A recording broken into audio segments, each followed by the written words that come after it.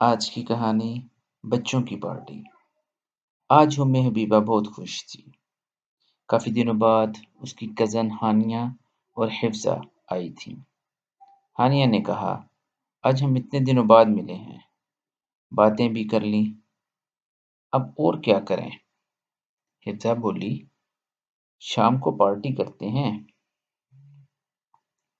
ہانیہ اور ام حبیبہ فوراً بولی، ہاں یہ آئیڈیا ٹھیک ہے۔ حفصہ نے مگر کہا اور خاموش ہو گئی۔ ام حبیبہ نے کہا، اب آگے بھی تو کچھ بولو۔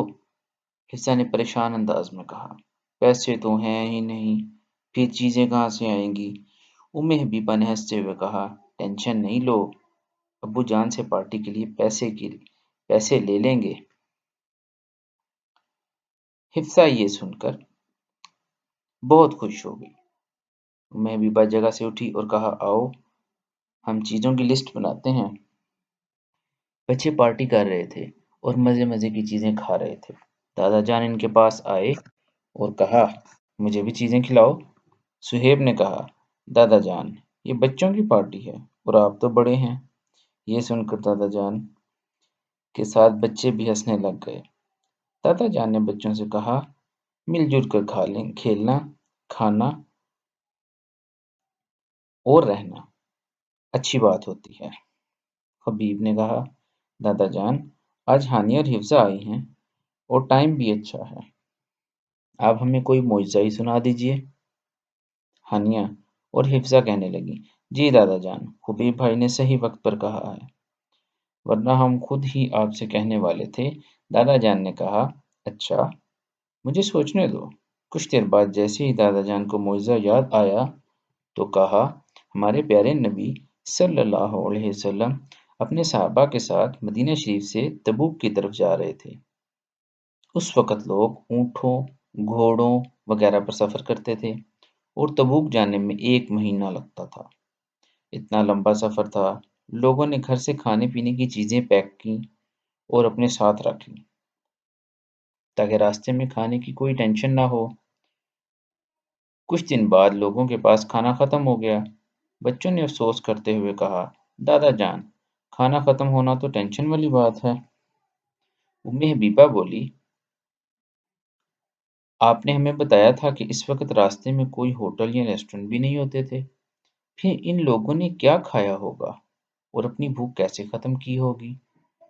دادا جان نے کہا، اچھا سوال کرنے پر ام حبیبہ کو شاباشی دی اور کہا، اب سنو، جب انہیں بہت بھوک لگی تو ہمارے پیارے نبی صلی اللہ علیہ وسلم کے پاس آئے اور کہا، ہم اونٹ ذبح کر کے کھانا چاہتے ہیں، آپ اجازت دیجیے۔ ہمارے پیارے نبی صلی اللہ علیہ وسلم نے اجازت دی۔ دادا جان جیسے ہی خاموش ہوئے، حبیب نے کہا، پھر انہوں نے کتنے اونٹ ذبح کیے؟ دادا جان پہلے تو مسکرائے اور پھر ہنستے ہوئے جواب دیا، ایک بھی نہیں۔ ام حبیبہ نے حیرانی سے پوچھا، تو پھر انہوں نے کھانا کیا کھایا؟ دادا جان نے کہا، ہوا یوں کہ حضرت عمر فاروق رضی اللہ تعالی عنہ ہمارے نبی کے پاس آئے اور بہت ادب اور احترام سے کہا، یا رسول اللہ صلی اللہ علیہ وسلم، اگر لوگ اونٹ ذبح کر کے کھائیں گے تو سواریاں کم پڑ جائیں گی۔ حضرت عمر نے مشورہ دیتے ہوئے کہا، آپ لوگوں سے بچا ہوا کھانا منگوا لیجئے، پھر اللہ پاک سے دعا کیجئے، اللہ پاک ضرور اسے کھانے میں برکت ڈال دیں گے۔ یہ کہہ کر دادا جان نے وقفہ کیا اور کہنے لگے، ہمارے پیارے نبی صلی اللہ علیہ وسلم اپنے صحابیوں کا مشورہ مانتے تھے۔ حضرت عمر فاروق رضی اللہ تعالیٰ عنہ کی بات مانی اور لوگوں سے ان کا بچا ہوا کھانا منگوایا۔ اب لوگ اپنا بچا ہوا کھانا لے کر آنے لگے، کوئی روٹی کا ٹکڑا لے کر آیا تو کوئی ہاتھ میں تھوڑی سی کھجور۔ اس طرح دسترخوان پر صرف تھوڑا سا کھانا جمع ہوا، مطلب ایک ٹائم کا کھانا بھی پورا جمع نہیں ہوا تھا۔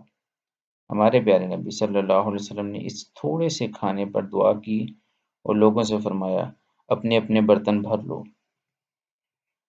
دادا جان کی بات سن کر ہانیہ حیران ہوئی اور سر کھجاتے ہوئے پوچھا، دادا جان جب کھانا تھوڑا سا ہی ہے پھر سب لوگ اپنے اپنے برتن کیسے بھریں گے؟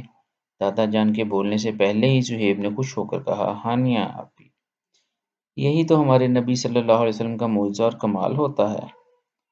ہم نے تو ایسے معجزات بہت سارے سنے ہیں۔ صہیب کی بات سن کر ہانیہ اور حفصہ کی دلچسپی اور بڑھ گئی۔ دادا جان بولے، اب آگے سنو۔